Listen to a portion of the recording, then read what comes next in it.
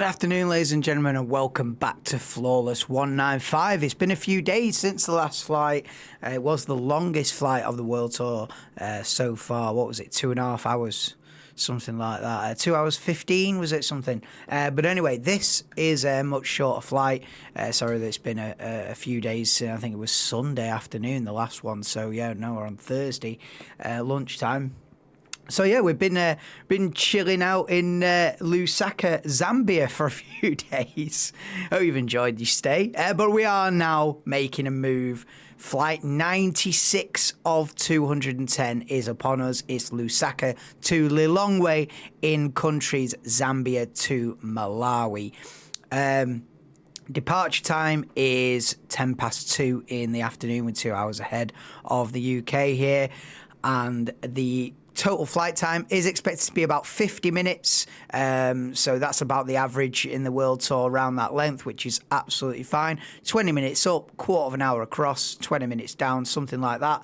And I'll prepare the plane for departure now. Got a few YouTube videos that I want to watch, mainly about Cadillac F1 team coming in, which is a source of interest for me. So I'll stick that on whilst we're in the air. And then maybe a few songs, a few bit of music. But yeah, get the safety demo on now. Not a lot to say. We haven't got ILS going into Lilongwe. There is actually a tiny runway within the middle of Lilongwe itself, but I've opted for the big international airport that is a few miles north. And that's a general theme. You know, a lot of the time, within the major capital city, there will be a small runway suitable for, like that plane behind me there, suitable for the little private jets, etc. But because I'm in a slightly bigger jet, I'll always look for that international airport, and sometimes that is on the outskirts of the city and whatnot. So we're a few miles north of Lilongwe, but let's call it Lilongwe because it is Kamuzu International Airport, Lilongwe. Yeah, like I say, a few miles north. We haven't got ILS in, so I'll have to deviate in the last, for final descent. I will sort myself out and get the plane lined up. I'll have to go further north to then sweep round, sort of landing sort of southeast. But yeah, we are heading, I think for this flight, we are heading northeast before then heading, I think, south to Zimbabwe there on after. But yeah, hope you enjoy the flight.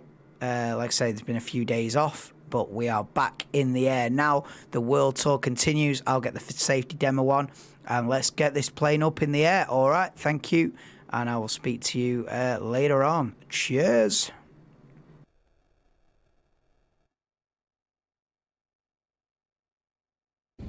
Please pay attention to illuminated signs and crew instructions, including the following safety procedures.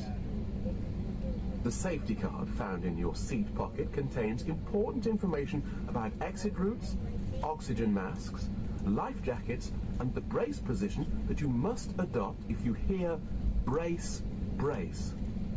There are 8 emergency exits on this aircraft. The cabin crew are now pointing out the exits nearest to you. Please be aware that your nearest usable exit may be behind you. Emergency lighting will guide you to an exit. In an emergency, leave all baggage on board.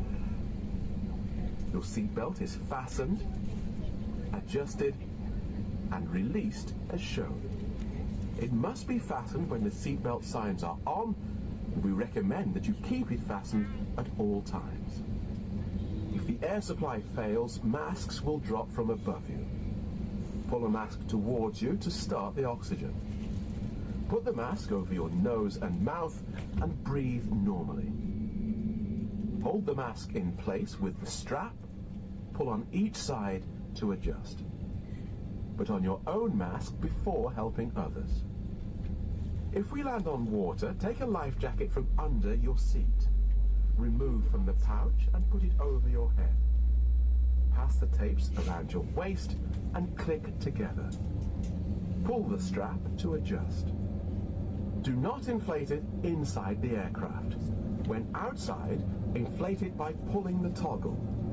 If it fails to inflate or needs topping up, blow into this tube. There is a light and whistle for attracting attention. The cabin crew can assist you with life jackets for children. Your tray table must now be stowed, armrests down, window blinds open, and seatbelt fastened. Further information regarding your safety on board can be found in the in-flight magazine. We hope you have a great flight.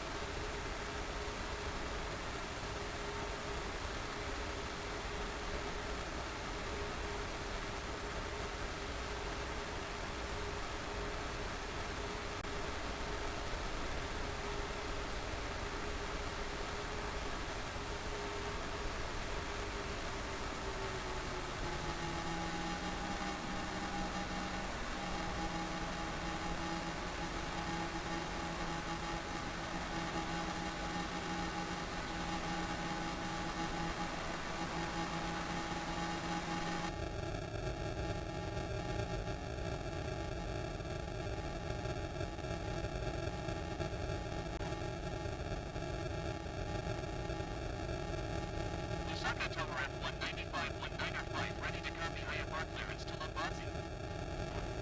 Lusaka tower at 195-19er flight, ready to copy IFR clearance to Lilongwe. F195-19er flight is clear to Lilongwe Airport as filed. Takeoff runway 10 climb and maintain 15,000 feet. Departure frequency is 120.5 squawk speed 5 for entry. F195-19er flight clear to Lilongwe Airport as filed. Takeoff runway 10 climb and maintain 15,000 feet. Departure on 120.5 squawk 251 train. F195-19er flight feedback. Contact ground on 120.5 when ready to taxi. Good day. Lusaka ground F195-19er flight ready to taxi IFR. F195-19er flight taxi and hold short of runway 10 via taxiway Hotel Alpha. Contact tower on 120.5 when ready.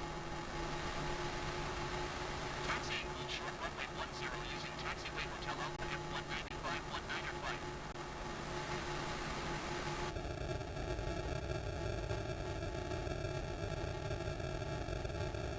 Cabin crew seats for takeoff.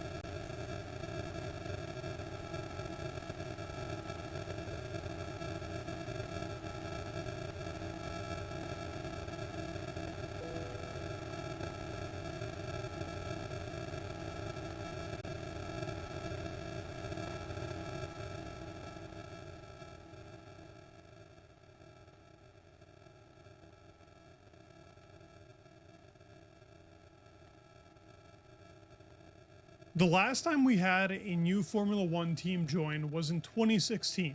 Now Cadillac being that new team that in 2026 will be the 11th team in Formula One.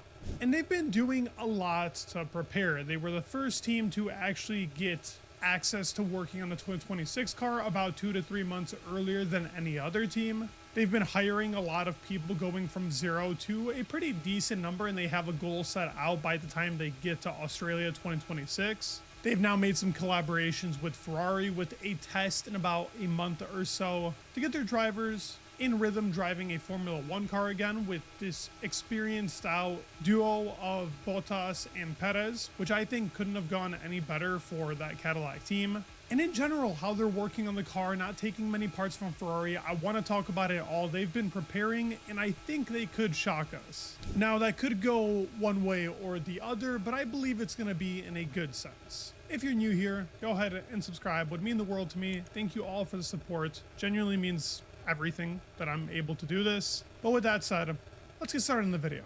This all started with a Michael Andretti bid, and it was getting canceled plenty of times. We weren't even sure if we were going to get it, and then eventually GM stepped up as an engine supplier, and the team was rebranded under this TWG Global, and that's how we ended up getting an 11th team locked in for 2026. That is where Cadillac comes from. It's going to be a completely different new season, different regulations. That's definitely going to help their cause. And as I stated earlier in the video, 2016 was the last time we saw a new team, which was Haas. And at that time, technology has grown a lot. I mean, it's a 9-year difference, actually 10, by the time we see this team on the grid. And Cadillac's already been taking steps that Haas was never able to do, first of all, because of budget, and second of all, with these technology gains in the world right now. Obtaining 2 experienced drivers was another key factor for them stepping into 2026 not being as unknown. Now, Perez is fresh off of Red Bull, which was his worst stint, arguably, but regardless, that brings extreme experience of winning titles, knowing what it's like being in a team that pushes like crazy, and I could argue that Red Bull is the team that probably is the grittiest on the field. And as a counterpart, he has Bottas, which is one of the most sleek professional teams to win so many championships. And he drove phenomenally next to Lewis Hamilton, was definitely a number 2, but a very consistent number 2, very quick, and in qualifying, had Lewis Hamilton's number a lot of the time. That in itself makes up a lot of experience. They have Colton Herta now going into F2. He is their test and reserve driver. That's possibly who they could build up to have an American driver in the team. But I think the best thing they could have done was go for Bottas and Perez. I talked about Cadillac employing, and it's not just about getting a certain target number. They want to be a super team, just like Ferrari, McLaren, Red Bull, Mercedes, and right now Aston Martin and McLaren are going to be. They've went from 0 and have over 400 employees right now, with the target to reach 600 to 650 by the Australian GP kickoff. And they're already about 67% of the way there. They're definitely going to get it. They've been hiring like crazy and poaching from other teams, which is a great sign. Their team principal, Loden, is an ex-Marussia CEO who's seen the startups, and while it wasn't a great stint, it's still great to have some experience under the belt in that team principal position. And they have 3 different facilities they're going to be using constantly throughout the season. The Charlotte HQ is going to be for sims, Silverstone for the aero, and Fishers, Indiana for really the construction of everything else. At Silverstone, they have a simulator as well. Checo's been simming there. We'll talk about that later in the video. But all 3 of these will play a key part in building their 2026 F1 car. Talking about simming, that's been a very important and key factor as to why I believe they're coming to 2026 very well prepared when Haas and other teams were not able to do this. They have the money, they can afford it. They're not just waiting in the wind tunnel time. They're already doing full race simulations. It's been a minute since they've been doing them as well. We've just heard about it, but from Friday practice to the Sunday checkered flag, we have about 60 engineers glued in their rooms going over race strategies, basic setups, how the car is going to behave in the race, malfunctions possibly, errors that could happen, and in general, the duties of being at an F1 race during the weekend. Monza was the first time we've heard of this talking point for the team simulating a whole race weekend. And while we don't know the results, it's huge that they can go through this whole process and get the team used to working under those conditions, even if they aren't true as of yet. The real goal of this is to calibrate everything without having a real car yet. Pat Simmons has even talked about this and said validating protocols, building baseline setups, and stress testing comms so that they're race ready come 2026. They've even gone on to prepare pit stops and have a whole pit stop crew on an old F1 car that's going to have the certain shape of the 2026 tires. And right now the talks are they should have the first engine fired up by December 2025. Another key part into their 2026 integration is that Ferrari partnership. This goes along with Ferrari that they're able to fire up that power unit in December. And there have been reports that they've already done their first mandatory FIA crash test. Some people have said it's going to be within the next couple of weeks. But that is important to obtain chassis homologation. And in general, that's typically not the car they're going to be running because it's going to be heavy on the nose just so they're able to pass it. But that is a key step they needed to take. They've also refused purchase of any other components from Ferrari besides the engine and the gearbox. And I think this is huge. Building your own suspension, it's going to be tricky, but if they can do something, they have a good aero team around that and technical team. There's a big possibility they could step up right away in the start just based off of that they don't have those components relying on Ferrari, because that's where it gets very tricky to get better in the season and really step out of the midfield or back marker situation. And Checo has been also a big factor working in the simulator for the team, running these full race sims as well. And he will be the one participating in these private tests with Ferrari. Now, Bottas is a reserve driver for Mercedes, so he's kind of in this weird spot right now, waiting to get released. And then we'll possibly see Bottas doing a lot more of these tests. He's still doing as much as he can. Mercedes is playing ball, but not as much as Checo can, because technically the only obligation Checo really has is being with that Cadillac team, unlike Bottas, who is that reserve.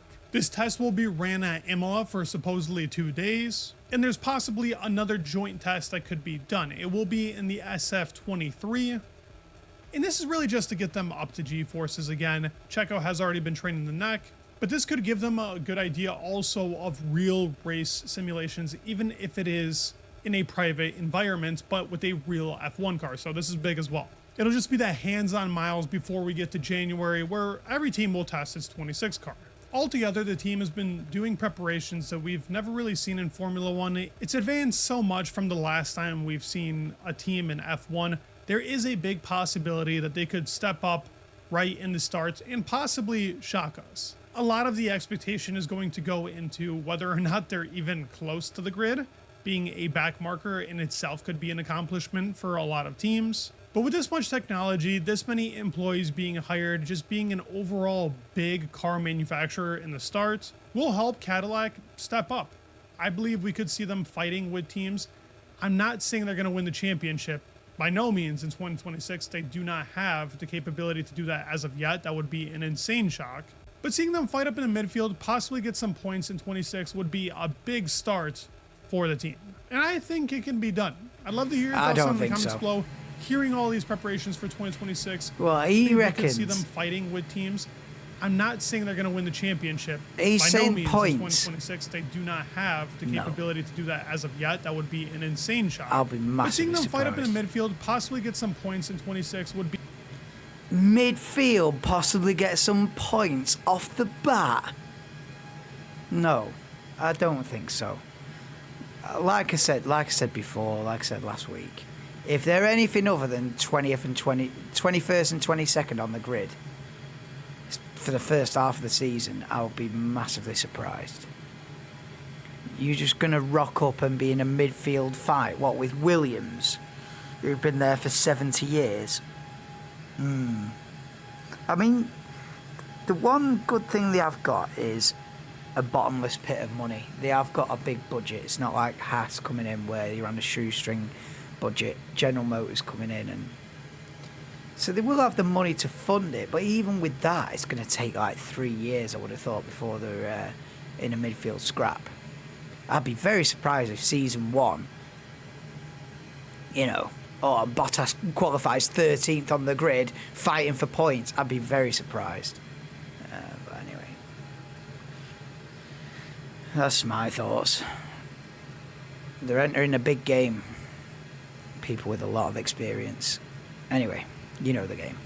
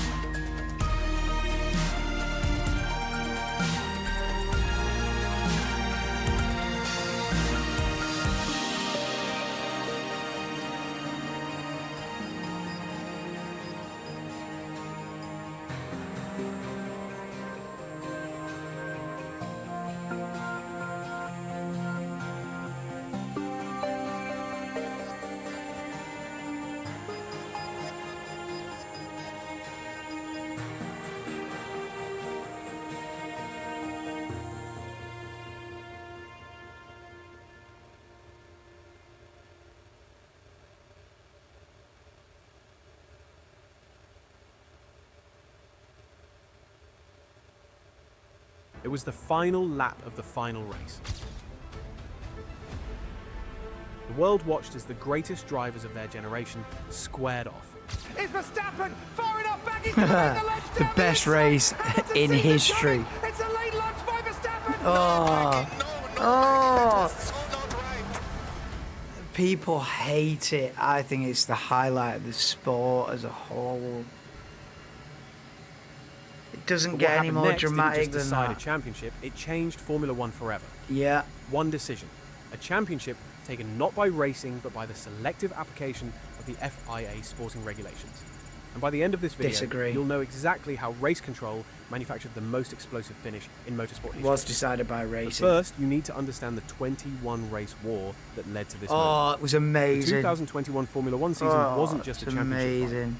It was a collision course between In fact, I destiny want to and controversy. rewatch Lewis Hamilton, 2021. the seven-time world champion, hunting his record-breaking 8th title that would make him the most successful driver in F1 history.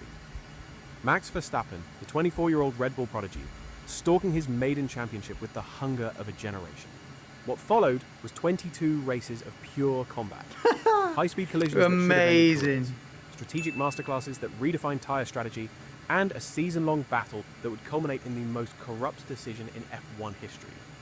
Let's go through every Disagree. race that led It's to just the a lap that broke mistake. Formula One. There's no Race corruption one, about it. Bahrain. It's just a fumble. The It's just a 2021 mistake. season exploded This is the with thing. regulatory This is the drama. thing. Everyone thinks it's like a corrupt decision. It's not a corrupt decision at all. It's simply someone who's under pressure, panicked, and made the wrong choice. There's nothing premeditated or corrupt about it whatsoever. It's someone under massive pressure and who's made a decision in the eyes of the sport for a better finale rather than the eyes of the rules. And it's just a fumble. It's just a mistake. In the opening It's season. not corrupt at all. Verstappen dominates on the That's the medium Pirelli boring compound, truth. The controlling boring race like truth a is seasoned it champion. wasn't corrupt But at all. Hamilton's aggressive two-stop strategy It was with someone fresher under hard pressure. compounds sets up a thrilling finale. In the closing laps, Verstappen makes a brilliant overtake at turn 4. But crucially, goes Anyway, off I track want to complete watch the that. I pass. want to watch that properly. I don't need him analysing every. I want to rewatch 2021 actually. Right, what music are we having on anyway? But my opinion on Abu Dhabi 21 is the complete 180 of everyone else. But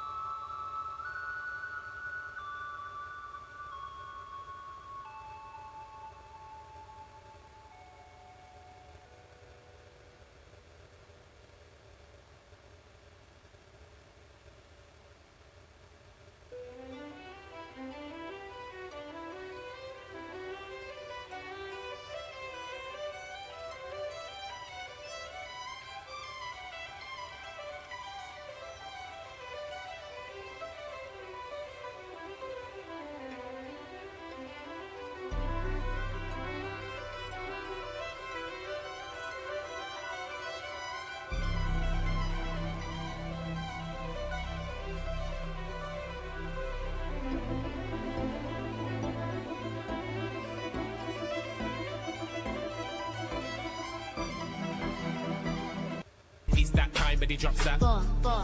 Who are you on? Your club! Did Liverpool lose again in the Carabao Cup? I need to hear this. Yo, what's going on, people? Welcome, another episode. Reckless Thoughts, your boy KG here. And I'm really happy to do this one because you know what? We have to talk about Liverpool. We have to talk about the demise of Liverpool. Did Man United bury the hyena at Liverpool? You know that hyena been linked with Pogba and that? Did we bury the hyena? Because right now, this is hyena form. I'm hearing that these guys have never lost they've lost 6 out of the last 7 games. Wow. 6 out of the last 7 games. Liverpool have completely capitulated, haven't they? I don't care. It's if unbelievable. It was Carabao, this, that, and the other. You know, obviously, Palace beat him 3-0 in the cup. When we was losing to Grimsby and that, like, it was a mad thing, you know, like, and the numbers just was. United have given Liverpool that bad juju. World War II. Nah, it's crazy. Before World War II. He'll be gone. If he loses the next league game, he might sack him. A better club, to be honest. It couldn't happen to. How long did they let it run? Liverpool. Oh there was my a lot of confidence. God, there was a lot of confidence. They won the first 5. You know, every team has done it. This is the thing. Did the Galacticos thing. This is the thing. Liverpool won the first 5 league games, didn't they? Oh, it was looking rosy, top of the league. We win it again. Dead easy, too easy. Next. And then they've lost the next 5. What the fuck, man? As if they've lost in the cup as well in between. No. The Liverpool collapse is crazy. Wasn't the best thing for them. Wow. PSG went their own Galactical route. Wasn't good for them. Man United, case in point, when we just tried to sign everyone. You know when you started to bring players in without a real... Doesn't work. I would say without a real strategy. That's it. You just bring the big names. Yeah, you're good. And that's how we kind of operated. And Liverpool have done the same. And I remember United have been doing that for years. United have been doing that. They got like Pogba, Lukaku. I don't know, they brought Ronaldo back. They've done some mad Galactico signings and it never... Di Maria, Radamel Falcao. Loads. There's probably a list of about 25 players where you're a big name, you cost a lot of money. Just bring 4 of them and we'll win the league. Nah, man. Who they bought? Wirtz, Isak, Frimpong, another big name as well. I can't think of. And oh mate, what? Oh, the right back, the left back from Bournemouth, was it? I can't think of his name now. Mate, it's not. Maybe they just needed to buy one of them. Just buy Isak or just buy Wirtz and carry on the same team, and you won the league. You don't need to buy 5 players and spend 500 million. 6 out of 7, 6 losses out of 7. Crazy. Doesn't even sound right. That sounds like me when I'm playing KG versus the world. You know, when me on EAFC. And 6 losses I out need of to stop 7. playing that game. I need to be sacked. You know, but then Slot, you're hearing the Liverpool fans. I think it's just joyous to hear because, you know, a lot of fan base get cussed for how they treat their manager. But it's easy treating someone. It's easy. Anyway, we're starting the descent in a couple of minutes into Lilongwe. What's Gonna this? go next door. Has your next door neighbour got any decent Wi-Fi? So when I said good, you meant bad then? What was he thinking? Where did he think his car would end up? Really skillful driving through the grass, I must say, but... No, look how weak he is. He's talking down on himself. I'll get on the phone to the Brazilian police. You're either giving pressure or you're taking pressure. There's nothing in between.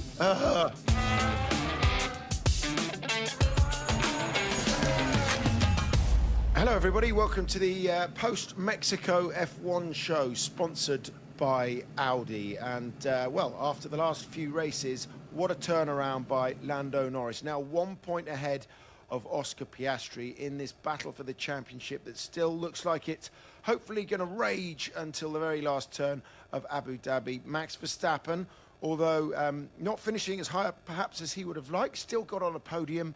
And as a result of that, he now trails by just 36. It was 40 going into the weekend. Delighted to say I'm joined by Martin Brundle and the 97 world champion Jacques Villeneuve, who was with us all weekend. Martin, we missed you out there.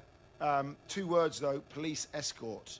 And therefore, we were able to navigate that Mexico City traffic in a navigable manner. Perfect. Good. Perfect. That's on the agenda for all the future Mexican Grand Prix. And we need it in Brazil as well. Yeah, okay. I'll get on the phone to the Brazilian police, but it definitely helped us. Jacques, it was a good weekend, wasn't it? Enjoyed it? It was gruesome. Because the altitude, the heat, and you don't realize the effect of the altitude. You don't sleep.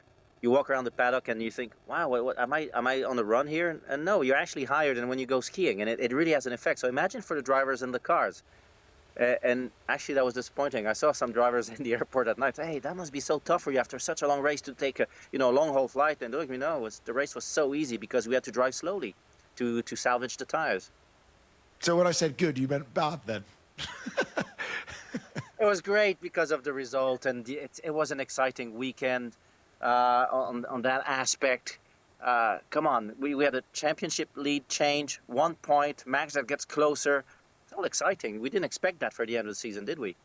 No, it was really exciting. I have to say, let's start with that and the championship battle. And Martin, I'd love to get your views watching on the weekend that Lando Norris had, because he was nigh on perfect from qualifying, quarter of a second ahead of Charles Leclerc, and then just drove up the distance on Sunday. What did that tell you about his state of mind right now? Yeah, I thought it was an outstanding weekend for Lando. And, if we'd have seen that kind of performance from Max or Lewis or even JV there, we'd have talked about it in hushed tones because it was outstanding. And you often hear me talk about when I, commentated on championship showdowns, that one or more of the combatants, the main participants, seem to find an overdrive gear somehow. And that was Lando's overdrive. Max seems to have the overdrive engaged at all times. But I just thought, that quali lap, the perfect start, defending into the most difficult first corner of the year, heading off into the distance was just perfect. And just the sort of statement and confidence booster he needs right now. That's what we were talking about, Jacques. We said it was a statement pole, but it was also a statement win, wasn't it? Oh, it was a statement weekend. The weekends we're used to seeing from Max, and that we saw a little bit from Lando last year when he was fighting Max. And I guess the wake-up call for him was Baku. Not reacting, not capitalizing on a bad weekend from Oscar. And I think that put some cold water in his face, and he came back stronger, as if he was fighting Max last year. And then he's on a roll. He made a step Singapore, another step in Austin. And he was marvelous in Mexico. When a driver gets in that zone, they become unbeatable. Yeah, and we talked about it afterwards, actually, Martin. With regard to, I look back at some of the conversations that you and I have had early on in the season where we are questioning the mistakes. I mean, think back to Canada and a few of the other races where Lando was just making these little errors that Oscar is now, and everyone was questioning, has he got the stomach? Has he got it up top when it comes to dealing with the pressure of a championship fight? And here we are now with 4 races and 2 sprints to go, and actually we're questioning the other side of the garage. Yeah, it's a pressure game. That's the same in any high level sport. It's mostly in your head in the end. But a year ago, I'd have said no with Lando, but he and the team have done so much work on this aspect, and just the way he's battered away disappointment, because Baku, whatever they say, Baku was a wasted opportunity. Obviously, the contact in Canada was hurt him. He couldn't do anything about the engine failure in Zandvoort, and he obviously couldn't do anything about getting clouted in Austin. But he's managing that. Even the booing at the end of the race, which I found somewhat bizarre, but and we'll probably talk about. But he's just finding a way to compartmentalize that, package it up, not let it get to him. And I don't, Lando of a year or two ago wouldn't have handled the start as well as that. I think he's really sort of completing the full set of cards there. Yeah, Jack, before we come on to the booing, just a quick one on on that and the turnaround in the psyche, if you like, of Lando Norris. I feel like when you interviewed him early on in the season, he was very open, he was very honest, and then he got criticised for that. Right now, I feel like he's kind of put the shutters down a little bit. And as you're saying, you ask a question, as we did afterwards, and he'll give you the straight back. He's just playing it extremely straight now in a different way. The smile's still there, but I think he's retreated into himself and found another gear mentally. Would you agree with that? Yeah, I agree. And we are too quick to judge on the psychic of a driver just because of what we see on the outside. But that doesn't mean that's what's going on internally. And Lando was always very vocal about either his mistakes, even when they weren't. He was actually taking the blame. And everybody judged that as him being so weak and beaten and down. And I always thought, no, actually, being able to admit, to go out like that, to always take the blame, that's how you make progress. Only owning your own mistakes, and even the ones that aren't yours, that's how you actually step up, understand what can I do different so I don't get into that situation again. It's not a weakness, it's a super strength to be able to blurt it out like that.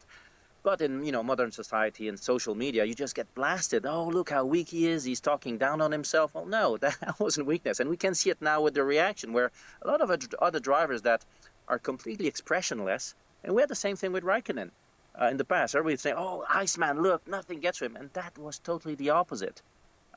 Internally, they were melting, but we just couldn't see it. And by the time we realize, it's often too late. Booing's not a new thing. We don't have to go back far. It depended on which side of the battle you were on, but Lewis was getting booed in some places, in Max strongholds, and Max was getting booed in other places that were Lewis strongholds. Right now, though, it was interesting. Probably not the right word, but it was certainly perplexing, let's say, to understand why Lando was getting booed. And yet we got the answer in the press conference afterwards, where a Mexican journalist, Carlos Jalife, I think that's how you pronounce his name, said the boos were a result of a Monza switch. And he put this directly to Lando. He said, we did a poll that you're being given the championship. Would you be prepared to return the 3 points that you gained from there?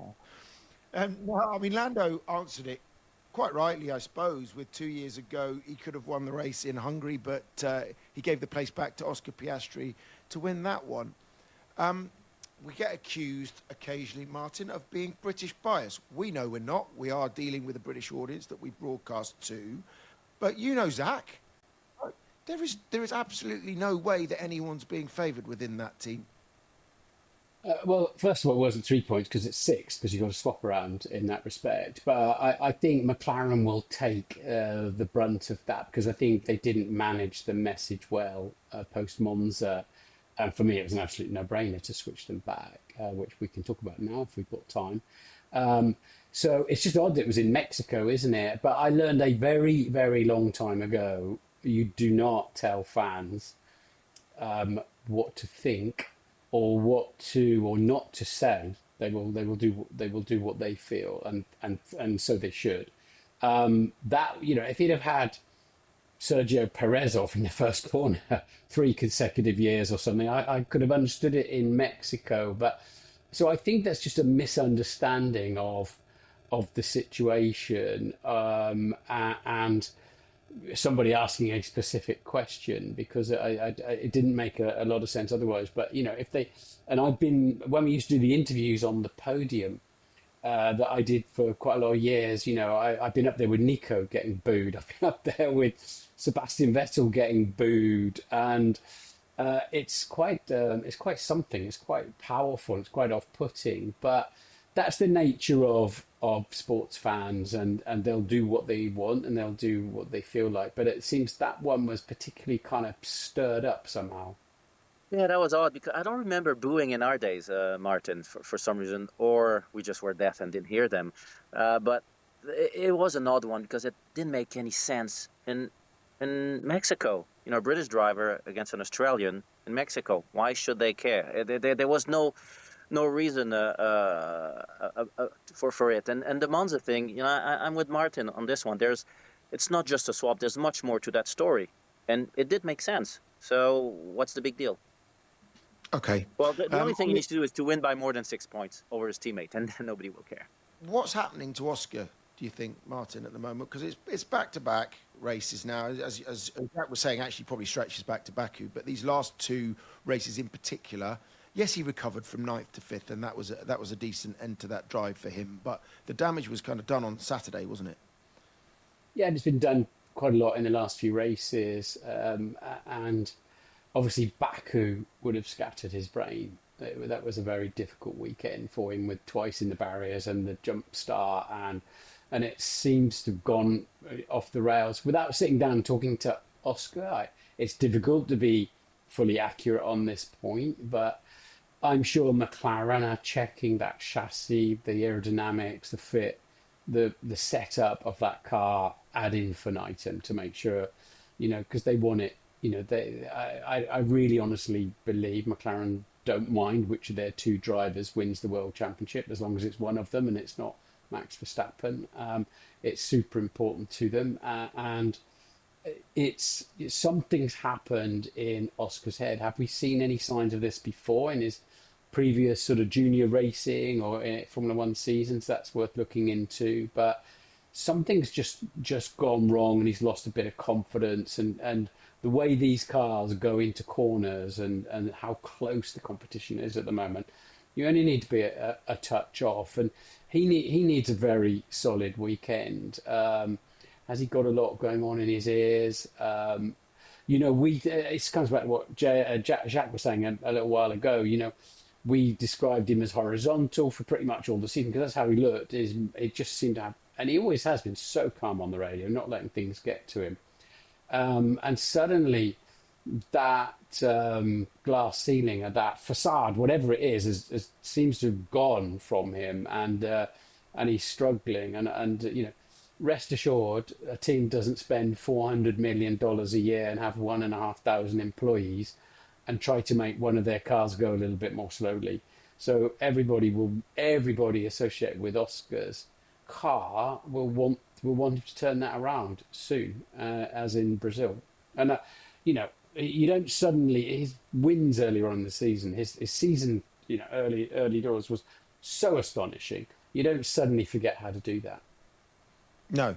Jack, what's your view on it? Actually, again, just going back to it, we're talking about momentum being important in sport, and Lando's got it late on here. The difficulty, I suppose, now for Oscar is how, with just 4 races and 2 sprints to go, does he wrestle back the momentum that Lando and Max, actually, to some extent, have gained over him? It's just not the right time for perhaps a little bit of unravelling to happen. There's a lot we could read into it, and we can only kind of imagine, but you see it in every sport. You have teams that will have an average season. I'm not talking racing now, in any sport. Then you get closer and closer to the finals, to the playoffs, and suddenly they're the best team out there. And why? For what reason? They were average all season. And teams that have been winning every game, they collapse at that. It happens all the time. We didn't have an extremely fantastic Lando early in the season. Not the Lando we had at the end of last year. And we kept saying, oh, that's because, Piastri has stepped up. He's now on Lando's pace and even quicker. But was it actually Piastri stepping up, or Lando that just wasn't on it? He kept saying he wasn't very comfortable with the car. And maybe that made Piastri complacent a bit. When all you have to fight is your teammate, maybe you don't push to that last limit, that last tenth of a second. Suddenly we get Baku, and we get Max that's winning everything. And Lando stepped up. Lando is driving faster and better than he's been all season. And Piastri is not stepping up. He was already at his limit. And when you do that, when you have to go that extra 0.2, and Martin will have had the same issues when he was racing, you suddenly find problems in the cars that did not exist. When you drive within the limit, the car's perfect. It's easy. You drive, you save your tires. And suddenly you have to go a couple of tenths faster. You can't drive the car anymore. Everything is wrong. You don't know why. Because right now we have the same car. It hasn't evolved that much. So there's no reason for it to be driven differently. Same tires, it's Pirellis. They don't change. Sometimes they're softer, sometimes they're not. The track is warmer and so on. But there isn't that big of a difference.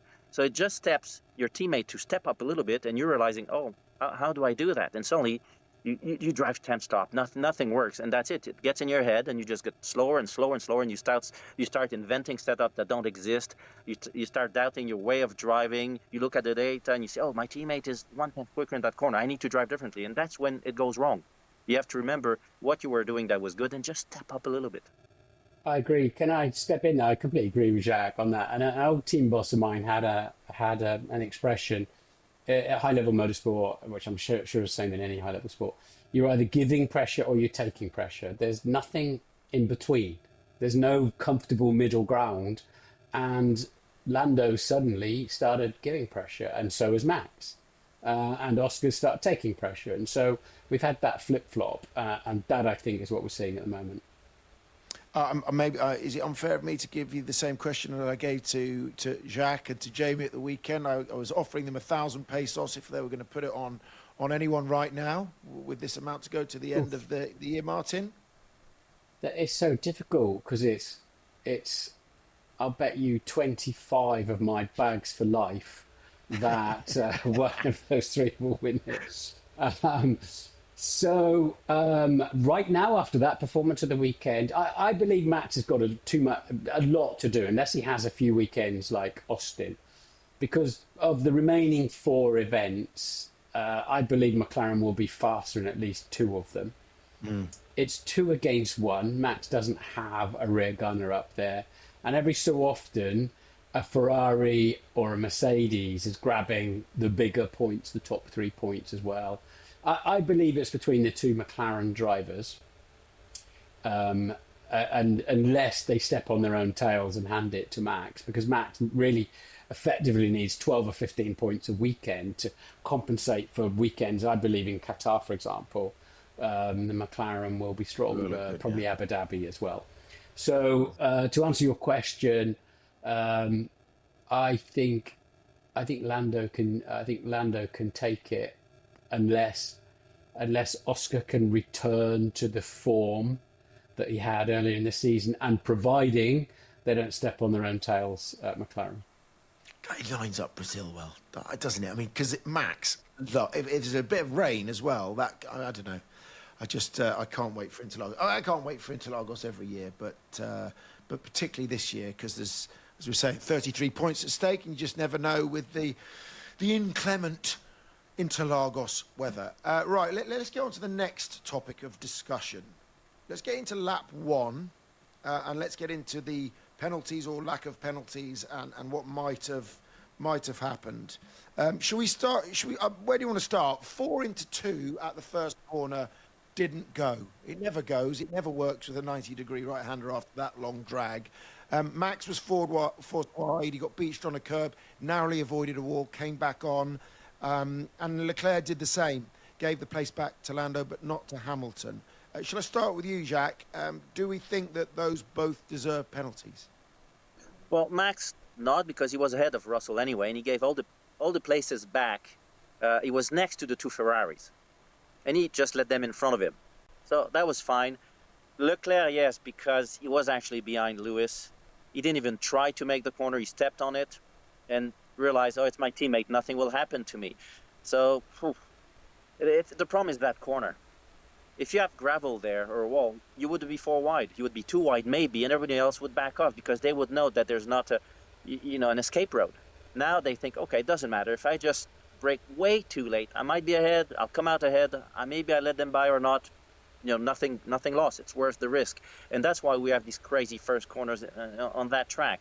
That is an issue that we will have every year. Just drivers dive bombing on the outside, knowing that they can just go straight.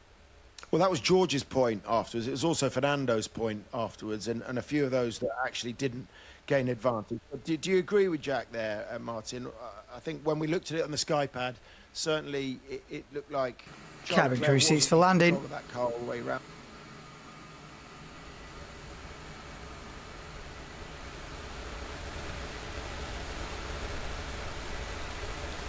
Okay. Here we come then. We've got a bit of a crosswind. We're coming in. We're crabbing in. Crabbing in. Does mean I'll have to straighten it up before we touch down, but it's not anything I haven't had to do before. Look at the angle we're coming in at here.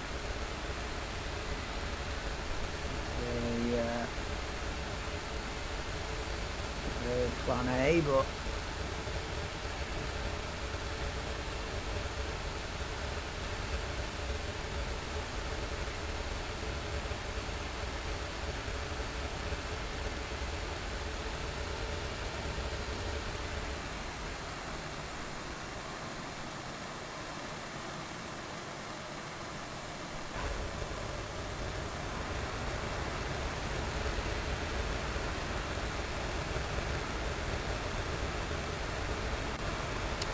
okay.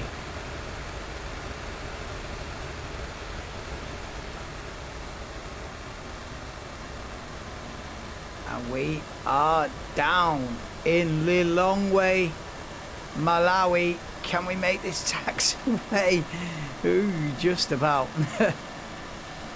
And there we are. We are down just in time as well, because I've got to go and get ready now. Yeah, 1 p.m. touchdown.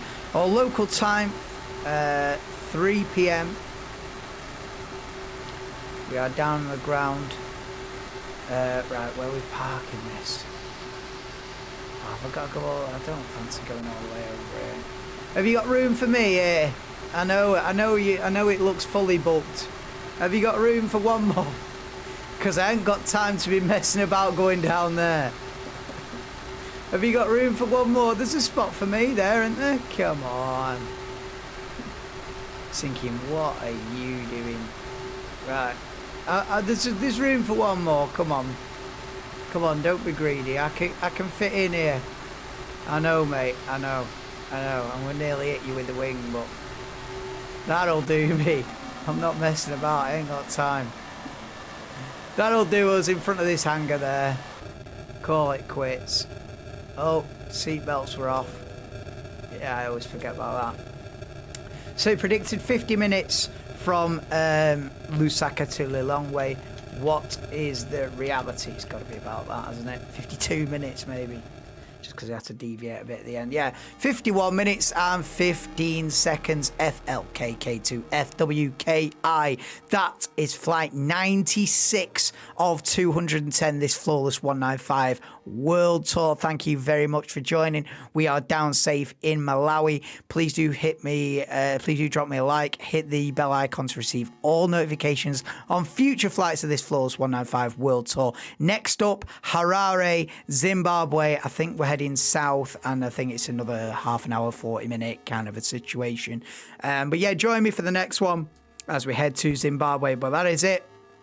Zambia to Malawi is done, and the World Tour is back underway after a short hiatus. The World Tour continues. Thank you. Join me for the next one. Down on the ground safely, planes in one piece. We are alive, and the World Tour continues. Thank you. Bye for now.